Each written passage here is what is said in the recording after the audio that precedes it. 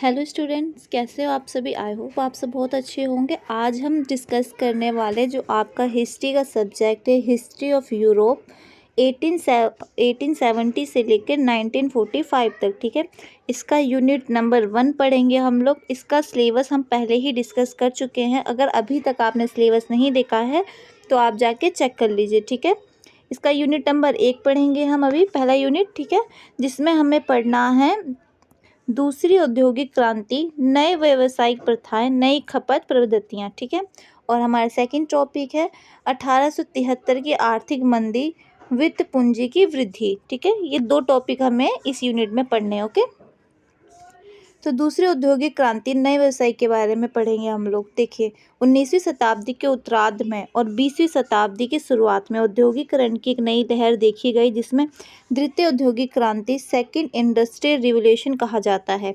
ये चरण पहले की औद्योगिक क्रांति से अधिक उन्नत था और इसमें नई तकनीक और वैज्ञानिक खोजों और औद्योगिक प्रक्रियाओं का समावेश हुआ। मतलब पहली जो औद्योगिक क्रांति थी, विकास तो उसमें भी हुआ था, है ना।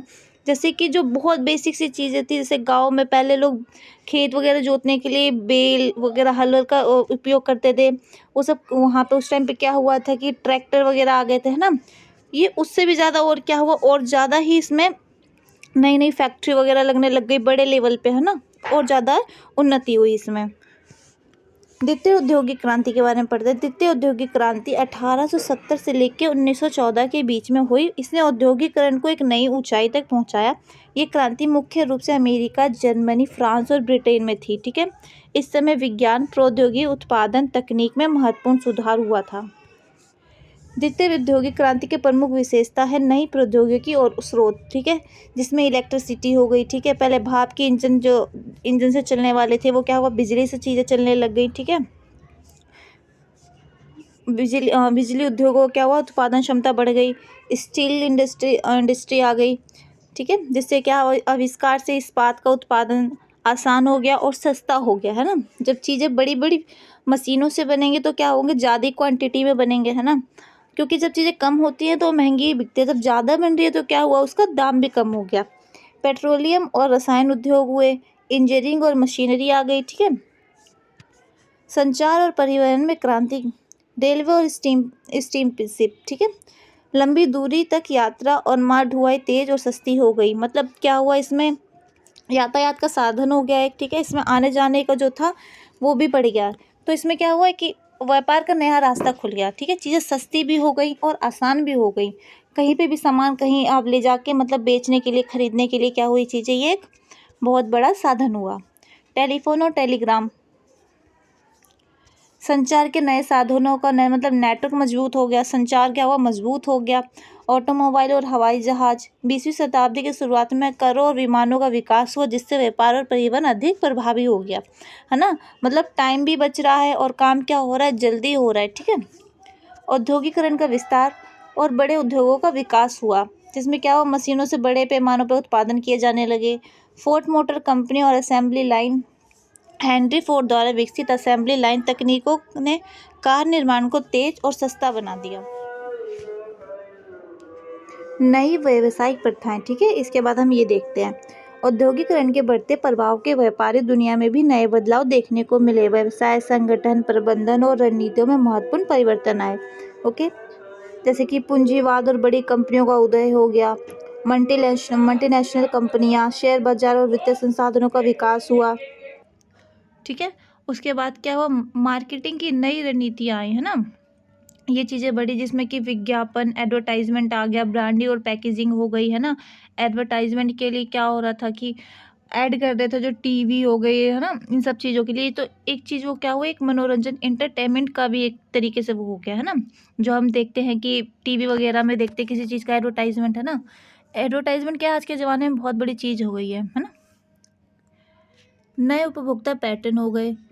ठीक है, उपभोक्ता वस्तुओं का बढ़ता उत्पादन, कपड़ा और फैशन उद्योग। ठीक है, ये भी एडवर्टाइजमेंट का जो मतलब दिखाते हैं लोग। ज़्यादा क्या होता है कि एडवर्टाइजमेंट देख के ही उस चीज़ों को लेने जाते हैं ना। घरेलू उपकरण, बिजली के आने से रेफ्रिजरेटर, वॉशिंग मशीन और अन्य उपकरणों की बिक्री क्या हुई, बढ़ गई।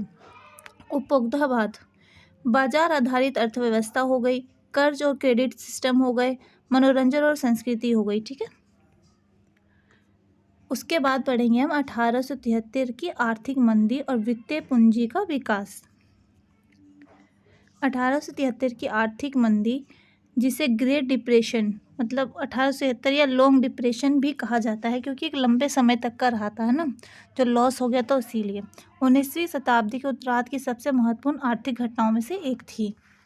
यूरोप और अमेरिका में बड़े पैमाने पर फैला हुआ था ये औद्योगिकरण, ठीक है। व्यापार, बैंकिंग और वित्तीय संसाधनों का गहरा प्रभाव पड़ा था इसमें। इस मंदी के दौरान कई बैंक और उद्योग दिवालिया हो गए, बेरोजगारी बढ़ी और आर्थिक स्थिरता क्या हुई, लंबे समय तक बनी रही। इसीलिए इसे क्या बोलते हैं, लॉन्ग डिप्रेशन भी बोलते हैं, ठीक है, या फिर ग्रेट डिप्रेशन भी बोला जाता है, ठीक है। आर्थिक मंदी के कुछ प्रमुख कारण थे वो जो ये रहे होंगे कि रेलवे बूम का अंत हो गया। 1860 और 1870 के दशक में अमेरिका यूरोप में रेलवे का अत्यधिक विस्तार हुआ, लेकिन 1873 में तक रेलवे कंपनियां अत्यधिक निवेश और ग्रहण के कारण दिवालिया होने लगी। शेयर बाजार का पतन हो गया, बैंकों का दिवालिया हो गया, ठीक है। ये क्या थे, मुख्य कारण थे उस टाइम मंदी के। मंदी के प्रभाव क्या रहे, बेरोजगारी में वृद्धि हुई, मजदूरों में गिरावट हो गई, ठीक है। व्यापार और निवेश में गिरावट हो गई, पैसे नहीं रहेंगे तो कैसे लोग बिजनेस करेंगे, कैसे इन्वेस्ट करेंगे, है ना। कृषि और क्षेत्र में संकट आ गया। नई आर्थिक नीतियों में भी क्या हुआ, नई आर्थिक नीतियों की शुरुआत हुई। वह आवश्यकता सरकार और बैंकों ने मंदी से निपटने के लिए नई नीतियां अपनाई, जिससे वित्तीय पूंजीवाद फाइनेंस कैपिटलिज्म का उदय हुआ। वित्तीय पूंजी का विकास कैसे हुआ। वित्तीय पूंजी फाइनेंस कैपिटल उस पूंजी को संदर्भित करता है जो बैंक और वित्तीय संसाधनों द्वारा उद्योग, कंपनियों और व्यापार में निवेश के लिए प्रभावित की जाती है, बिजनेस के लिए, ठीक है। जैसे लोन वगैरह ले लिया, है ना, ये सब चीज़ें भी इसमें आती हैं।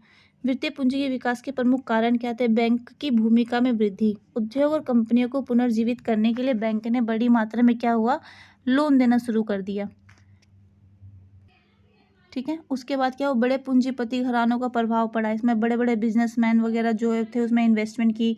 शेयर बाजार का पुनर्गठन किया गया। वित्तीय पूंजीवाद के परिणाम क्या हुआ, 1873 की मंदी के बाद वित्तीय पूंजी का विकास कई बदलाव लेकर आया। बड़ी कंपनी और बैंकों का गठन हुआ, नवाचार और औद्योगिक का विकास हुआ, वैश्विक वित्तीय प्रणाली का विस्तार हुआ, मजदूर वर्ग की स्थिति में बदलाव हुए, ठीक है, क्योंकि जब काम वगैरह बढ़ा तो सबकी स्थिति क्या हुई, अच्छी होने लगी थी। ओके, तो ये आपका यूनिट 1 जो है वो ख़त्म हो गया है, ठीक है। आज हमने यूनिट 1 पढ़ा है, इसके बाद हम पढ़ेंगे यूनिट 2। ओके, PDF आप टेलीग्राम से डाउनलोड कर लेना। Okay, thank you.